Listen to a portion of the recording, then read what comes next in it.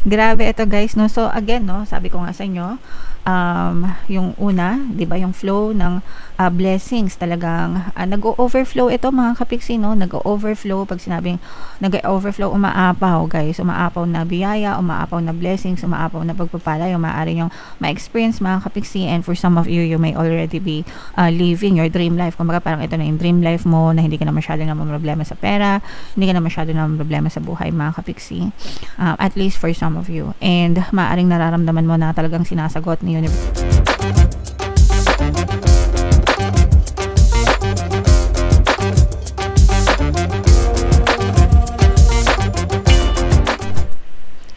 Hello guys, hello Capricorn, welcome back to Pinoy Pixie Tarot. Ang pamagat ng episode natin for tonight is second half kapalaran ngayong October 16 to 31 para sa Capricorn, Sun, Moon, Rising Sign, and Venus.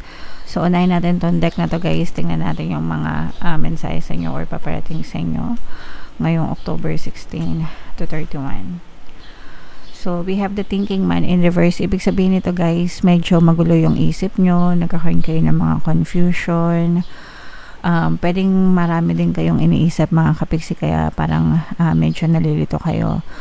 Guys, yung iba sa nyo, pwedeng may konting stress and anxiety, kaya magulo yung isip mga kapiksi. So, kailangan nyo lang kalmahan yung sarili nyo guys. Mag-meditate kayo. Meditation talaga yung number one na nakatulong sa pagkalma, kasi kapag nag-meditate kayo, nagsusubside yung momentum of thought nyo, kumakalma yung inyong nervous system mga kapiksi, and mas nagiging clear-headed kayo. So, kung hindi kayo marunong mag-meditate guys, meron tayo sa channel natin na Tagalog Guided Meditation, no? Hanapin nyo lang sa homepage natin. Ginawa ko talaga yan para sa mga aligaga, no? Sa mga aligaga, balisa, stress mga kapiksi. And yung next message sa inyo, ito guys, ibig sabihin nito, parang meron kayong parang gusto nyo nang takasan yung nakaraan, but at the same time parang attached pa rin kayo. So hindi pa kayo completely nakaka-move on mga kapiksi, no? Hindi pa kayo completely na nakaka-move on sa inyong past, and probably yun din yung isa sa mga iniisip nyo guys. So okay lang yan, it takes time, it takes courage, a lot of courage sometimes to really move on sa ating past mga kapiksi. One of these days maka-move on din kayo, or makakapagsimula din kayong tumalikod sa nakaraan. Okay? Alright, and yung next message for you Capricorn, this is yin and yang energy. Ibig sabihin nito balance, no? Balance, tamang balance lang yung energy nyo Capricorn, and ganun naman talaga dapat guys, no? Lahat kailangan balanse, kailangan nasa moderation guys. Lahat ng labis ay masama, lahat ng kulang ay masama din mga kapiksi. So yeah, pagpatuloy nyo lang yung pagkakaroon ng balanceng pamumuhay Capricorn. So hanapin natin yung energy nyo guys. Habang sinashuffle ko to, panoorin nyo muna yung video natin regarding sa ating paano mag-manifest ng abundance video course. Kapiksi, sawa ka na ba sa mga struggles at hirap sa buhay mo? Masipag ka ba at masikap sa buhay ngunit hindi ka pa rin umaasenso? Ilang beses ka na bang nag-attempt mag-negosyo at mag-invest pero palagi ka pa rin nalulugi? Sa pagkakataon na ito ay maaaring may subconscious beliefs ka na nagiging balakid sa iyong pag-unlad at pagyaman. Introducing, paano mag-manifest ng abundance video course. Dito ay matututunan mong ma-overcome ang mga balakid mo para tuluyan ka ng umunlad, umasenso, sumagana, maging matagumpay, successful at maswerte sa iyong kabuhayan, pera, trabaho, negosyo, salapi at kaperahan ng bonggang-bongga. Dali, mag-send na ng email sa pinoypixie@gmail.com at simulan na ang iyong pagyaman ngayon. Alright, so sa lahat ng gusto mag-avail ng course guys, naka-flash sa screen nyo. Una, meron tayong paano mag-manifest ng abundance video course. Meron din tayong paano mawala ang third party at magkaroon ng harmonious na relationship. And meron din tayong paano pabalikin si ex-revice breakup. Sa mga interesado guys, magsala kayo ng email sa pinoypixie@gmail.com. And sa mga naghahanap ng pampaswerte na lucky charms and bracelets, Citrin guys, tsaka Aventurin yung recommended ko. Check nyo na sa description box guys. So, Capricorn, kaya 9% ng King of Pents. Latag natin yung spread nyo mga kapiksi. And Kung hindi nyo pa napapanood guys, yung ating 2026 Pick a Card Kapalaran, punta na kayo sa homepage guys. Nandun lang yung inyong reading. Wow, sobrang positive naman nito mga kapiksi. So meron dito presence ng fire signs, Aries, Leo, Sagittarius. For some of you, maaaring may fire element kayo sa inyong natal chart, or you may be dealing with another fire sign. Ito yung energy ng blessings mga kapiksi, no? So blessings, pagpapala, kasaganaan, di ba? I-main nyo na yan agad sa comment section mga kapiksi. But for some of you guys, no, talaga pinagpapala kayo, especially pagdating sa inyong kabuhayan, actually even sa love, no? Kasi for some of you, maaari may kumatok na bagong pag-ibig sa inyo guys, new relationship, new love connection. This will resonate especially sa mga single guys. So blessed din kayo sa pag-ibig. But aside from this guys, nakikita natin na everything is working in your favor pagdating sa inyong kaperahan. Maganda yung daloy ng pera sa inyo. Yung paglabas, may lumalabas, syempre kailangan natin gumasos, but bumabalik yun sa inyong mga kapiksi. So maganda yung flow ng abundance sa buhay nyo guys, no? Yung flow ng blessing. So i-main nyo na itong mga blessings na to, pagpapala, kasaganaan mga kapiksi. And for some of you guys, no, parang nagbi-build din kayo ng mas matibay na kaalaman, karunungan para sa magandang pundasyon ng buhay nyo. Parang meron kayong skill guys na dine-develop, no? Kunwari, marunong kayo magluto, dine-develop nyo pa yung skill na yon para mas magaling kayo, maging mahasa kayo, and yung pagluluto na yon maaari siyang magdala ng magandang source of income sa inyo guys, no? So pwede kayong magkarinderya or mag or pwede kayong tinda ng mga packed lunch, ganyan.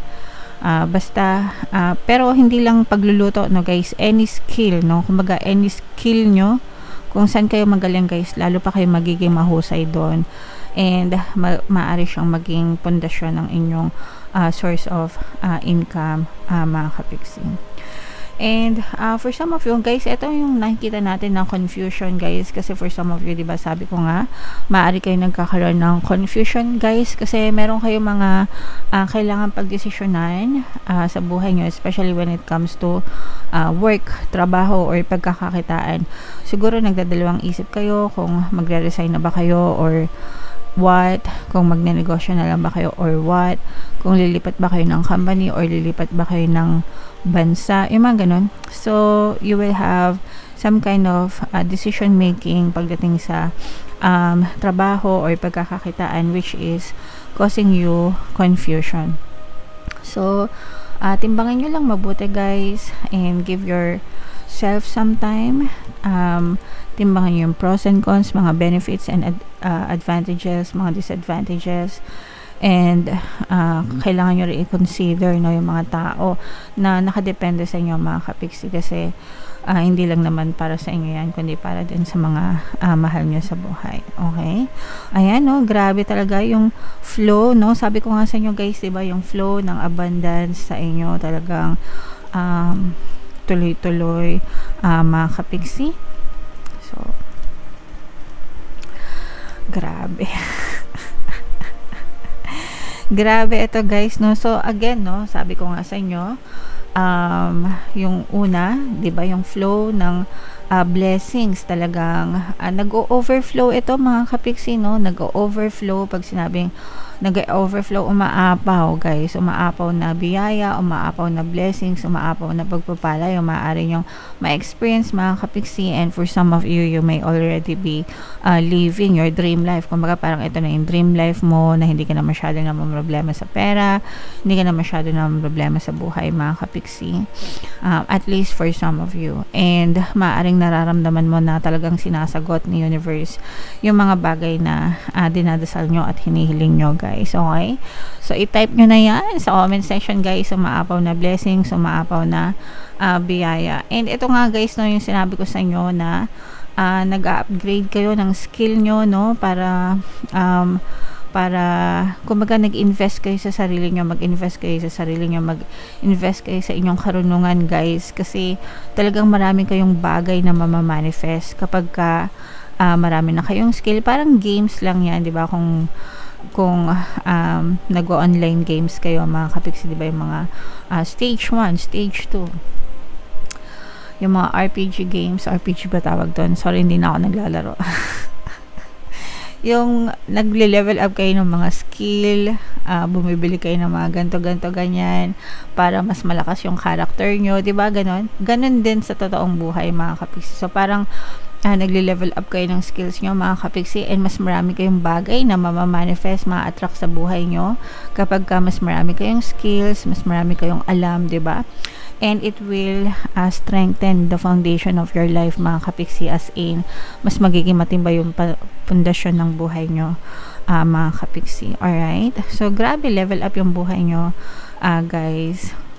And ito naman, guys, ito medyo mag-ingat lang kayo kasi for some of you, maaari kayo magkaroon ng conflict or bangayan, no? With other people, guys. So, ingat-ingat sa pagbibitaw ng mga salita na maaaring makasakit. It's either ikaw yung masaktan ng ibang tao or makasakit ka ng ibang tao. But either way, guys, iwasan nyo na malagay sa mga alanganing sitwasyon para wala kayong kaaway, mga kapiksi. Mas mabuti pa rin yung meron tayong peace of mind, guys. Okay?